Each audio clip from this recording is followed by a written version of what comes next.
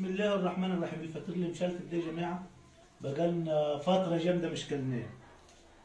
يا سلام ما شاء الله. ياه ما تيجي تاكلوا معانا؟ جاي لك. تعالوا كلوا الفطير يعني، بس مش تكاتوا عشان انتوا واكلين قبل كده يعني. ايه؟